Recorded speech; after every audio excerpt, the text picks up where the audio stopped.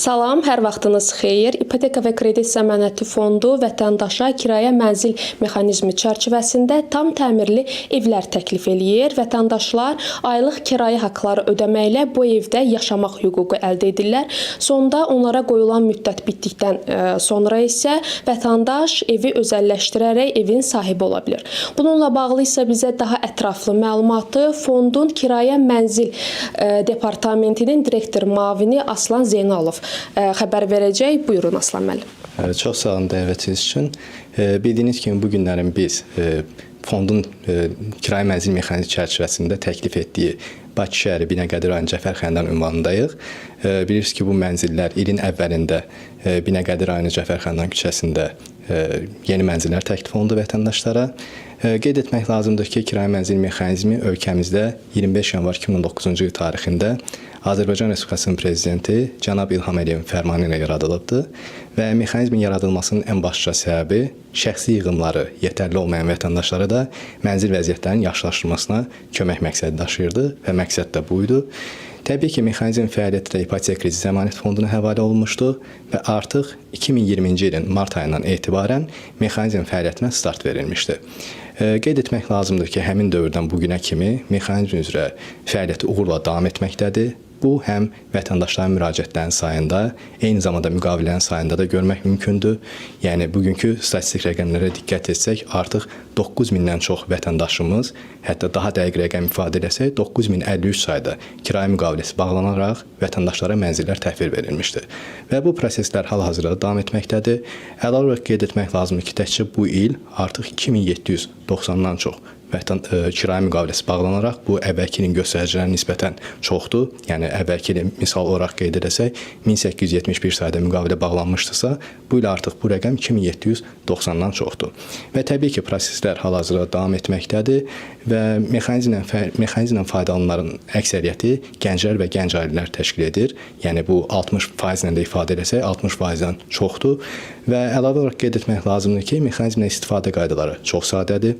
Yəni vətəndaşlar yalnız gücləndirilmiş elektron imza sertifikatı əldə etməkdə öz müraciətlərini elektron ipoteka kredit zəmanət sistemində kirayə mənzil bölməsinə daxil olmaqla ərizələrini, müraciətlərini formalaşdıra bilirlər və eyni zamanda müraciətlərini formalaşdıran vətəndaşlar həmçinin razılıq qərarı almış vətəndaşlar yaşayış sahəsinin seçimlərini belə öz elektron kabinetlərində etmiş olurlar. Yəni buradan da göründüyü kimi bütün proseslər tam avtomatlaşdırılmış şəkildə icra olunur.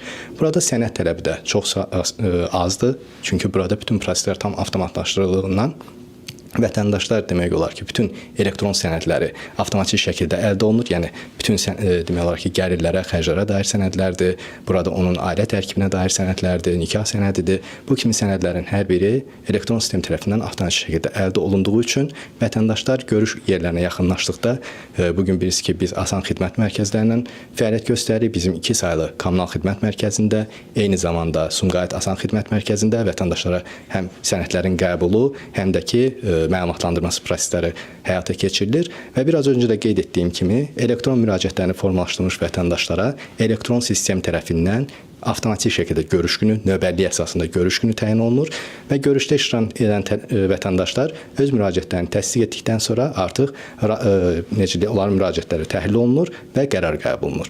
Qərar qəbul olunan vətəndaşlar, yəni razılıq barədə qərar almış vətəndaşlara artıq yaşayış seçim imkanı təqdim olunur və seçimlər də biraz öncə qeyd etdiyim kimi öz elektron kabinetlərinə daxil olaraq icra edə bilirlər.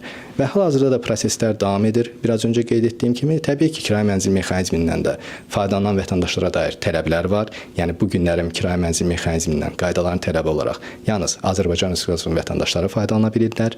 Müraciət anına vətəndaşın yaşı 60-dan yuxarı olmayan vətəndaşlar, eyni zamanda vaxtı keçmiş aksiya kredit öhdəliyi olmayan vətəndaşlar və həmçinin rəsmi gəlirlərə malik olanlar mexanizmdən faydalana bilirlər. Və mexanizm çərçivəsində də çıxışın əvvəlində qeyd etdiyim kimi bugün biz Binəqədi rayon Cəfər Xəndon küçəsindəyik. Belə ki, 5-6 il ərzində 17 sayda ünvanda mexanizm çərçivəsində mənzillər vətəndaşlara təqdim olunmuşdu. Bu, Bakı şəhərində 8 ünvanda, eyni zamanda Abşeron rayonunda 6 ünvanda, Sumqayıt şəhərində isə 3 fərqli ünvanda mənzillər vətəndaşlara təklif olunmuşdu.